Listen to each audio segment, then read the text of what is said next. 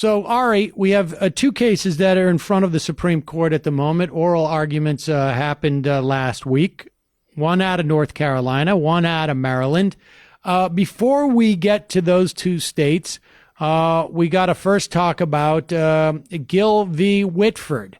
Because when we talk about gerrymandering cases, in many respects, Gill v. Whitford gave us a really, in many respects, distasteful preview for what we can expect. What was that case, Gill v. Whitford?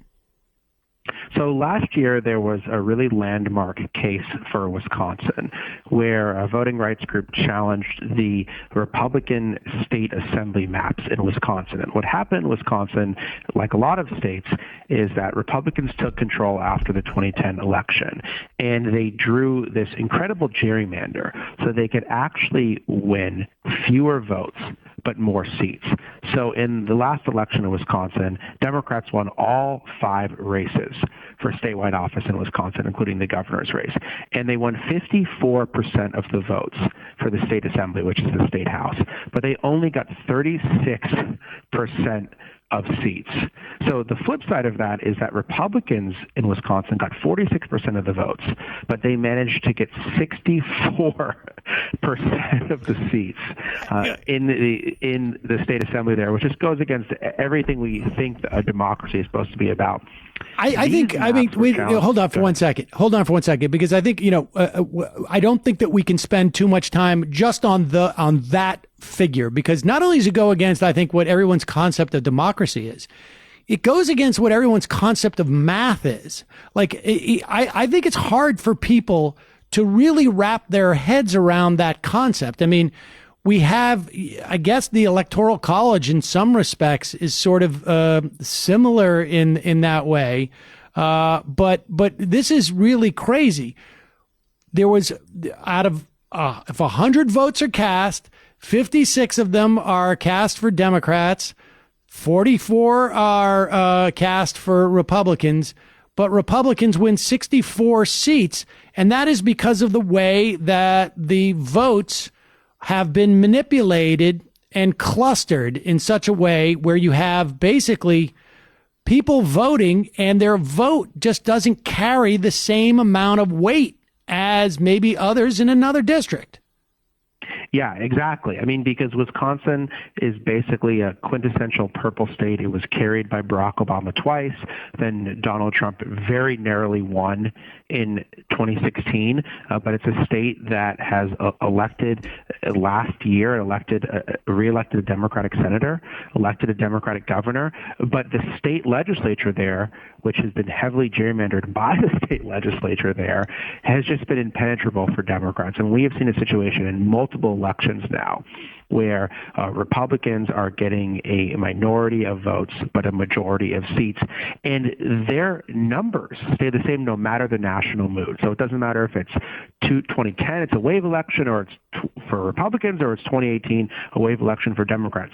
The numbers in the state legislature for Republicans just stay the same. They always have a very clear majority. And that's why these maps were challenged, because the plaintiffs basically said, this is completely undemocratic, and this is obviously a partisan gerrymander. How else could you get a situation where someone could win 54% of the vote but only 36% of the seats? So they challenged this case before the Supreme Court. It was heard last year, and there was a lot of hope that there would be some sort of major resolution of gerrymandering because the evidence in Wisconsin was so startling. But the Supreme Court basically punted, said that the plaintiffs didn't have standing to challenge this, and sent it back to lower courts for a whole nother go-around. And so where, well, before we get to where that case is on the lower courts, but there was also some sense that Anthony Kennedy, this was the case that he was waiting for, right? I mean, there were gerrymandering cases years ago. Kennedy basically said, like, how can we assess how badly something is gerrymandered? Because obviously, gerrymandering has been around for a long time. There's new technologies now that actually can, put it in hyperdrive, which is what we see in Wisconsin.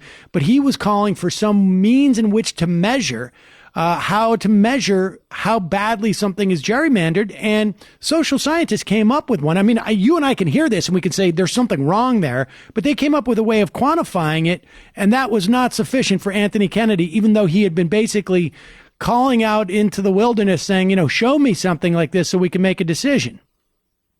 Yeah, so there was a big 2004 case from Pennsylvania that the Supreme Court heard, and basically 4 conservative justices led by Antonin Scalia said that the Supreme Court should never review partisan gerrymandering because gerrymandering is an inherently political act that the court should stay out of. There were 4 liberal justices that said no, partisan gerrymandering should be illegal. We can tell when this goes from being something that is a relatively political process, something that's really extreme and hurtful to our democracy. And Kennedy was basically in the middle, where he said, I'm not ready to join the liberals, but I'm not ready to join the conservatives, and I want to see a clear standard here for when we should strike down something as too gerrymandered or too political. And so the plaintiffs in Wisconsin spent a lot of time developing this theory. One of the theories was called the efficiency gap, but there were other social science behind it. And basically they were able to measure for the first time concretely the number of wasted votes. They were able to basically say these maps are so extreme that Democratic votes have been diluted to X or Y extent beyond what would happen if you drew a neutral map based on fair districting criteria. And they thought that was enough. They thought that that was something that you could use. You could basically use math and social science to identify these very extreme cases. But Kennedy evidently didn't want to go there, didn't sign off on this opinion, and what happened was that in the end there just were not 5 votes for striking down partisan gerrymandering in the Wisconsin case. And so where did Gill v. Whitford? It went back to the lower courts. Where is it now in within the lower court system? It was sent back to lower court. They basically told, not to get too tactical, but they basically told them you have to find plaintiffs in every district. So what they were doing in Wisconsin is they were challenging the entire map and saying the entire map was an unconstitutional gerrymander. And the Supreme Court basically said, no, you need to find specific districts where plaintiffs have problems, where they can prove that their district was gerrymandered. And so they went back and did that.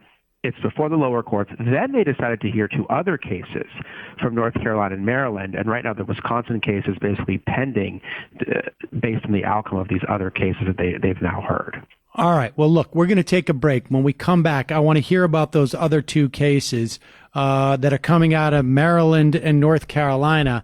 And I want you to be prepared to answer the question, how could they take these cases when they had such an obvious case of crazy gerrymander that they just punted on? We got to take a quick break. I'm Sam Seder. This is Ring of Fire Radio. We'll be right back with the great Ari Berman in a moment.